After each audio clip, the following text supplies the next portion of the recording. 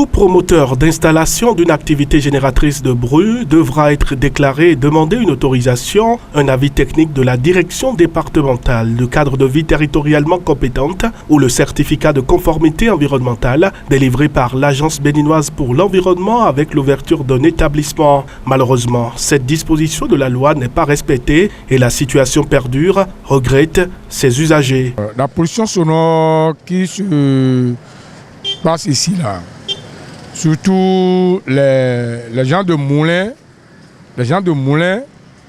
et à n'importe quelle heure, ils commencent par écraser le maïs. Et surtout, il y a un mosquée qui est dans la zone ici.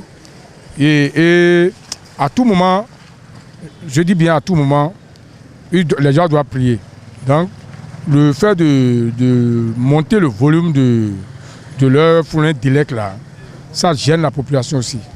Donc, de temps en temps, les gens viennent nous motiver ici pour qu'on puisse lutter contre la pollution sonore ici. Bon, on n'arrive pas à les surprendre, quoi. Les buvettes ne respectent pas, les églises ne respectent plus. Bon, moi, je ne sais pas si ça là est respecté au Bénin. Moi, en tout cas, je ne vois pas si c'est respecté. Ils doivent respecter leur débit, si je comprends bien, parce que les églises, je pense que c'est jusqu'à midi, normalement, ils doivent cesser de continuer leurs églises, de la célébration des messes. Et ils ne respectent pas. Même au cours des messes aussi, ils ne respectent pas les débits. Le bruit ne fait pas du bien pour un bon développement, dit-on. Par ailleurs, la pollution sonore introduit l'idée de perturbation excessive, notamment pour le voisinage. Ce bruit affecte les individus de manière diverse, disent-ils. Par exemple, si tu as un hypertendu qui est à côté et que toutes ces choses-là sonnent sur certains points, il risque de tomber en crise. L'AVC n'est plus loin, tu vois, non? Il y a des enfants qui, ensuite, à l'heure là, qui ne respectent pas, à cette heure-là, quand les gens ne respectent pas à l'heure là en question, là, les heures données là, par la loi là, en question, les enfants endormis peuvent aussi en souffrir. C'est ça, vous comprenez. Il y a beaucoup de choses, il y a beaucoup de conséquences. Dans la nuit profonde, vers 4 heures comme ça, 4 heures, vers 5 heures comme ça, bon, ils vont se relancer encore. Et toi, sur cela, bon, des fois, ça réveille des gens. Et ils commencent leur activité en même temps. Et il y a d'autres ceux qui n'ont pas le temps d'aller à leur activité à cette heure-là, ils vont rester à la maison, mais ils sont déjà réveillés, ils ne peuvent plus dormir. Donc c'est ça qui est la première perturbation. À en croire le juriste, c'est la méconnaissance des tests qui est à l'origine des nombreux cas de pollution sonore, généralement enregistrés. Le premier d'abord, c'est la méconnaissance d'abord de la loi par la population béninoise en général. Ce qu'on appelle l'inculture juridique qui entraîne une certaine indiscipline, je vais dire, qui entraîne un certain incivisme de la part de la population en général et de ceux qui pratiquent, sinon ceux qui émettent, ceux qui disposent des sources de ceux émetteurs de ces bruits-là.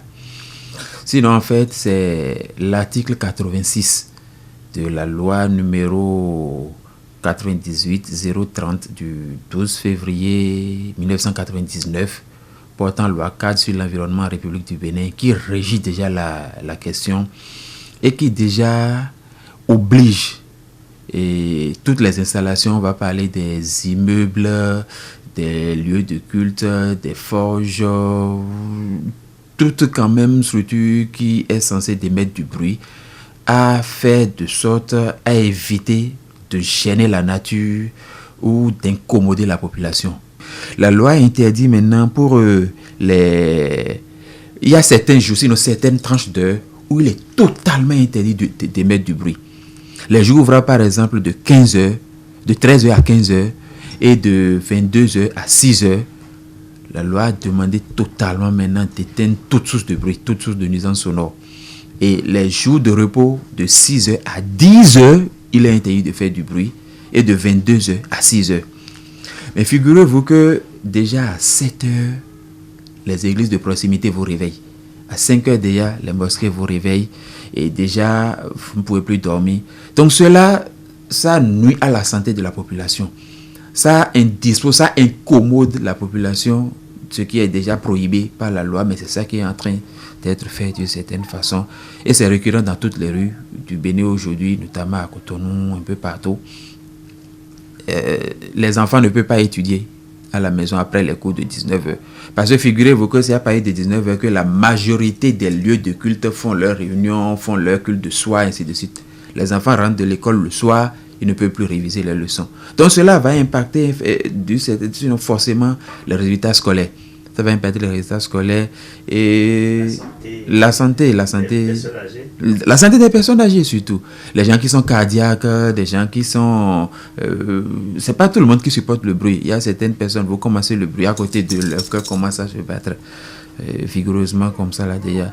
Donc cela cause beaucoup de dégâts sur la population. En matière de conséquences, c'est des dégâts énormes parce que le bruit ne fait rien de bon. Le bruit est la deuxième nuisance environnementale la plus importante. De nombreuses études ont établi un lien entre l'exposition chronique aux bruits environnementaux et un risque accru de troubles cardiaques.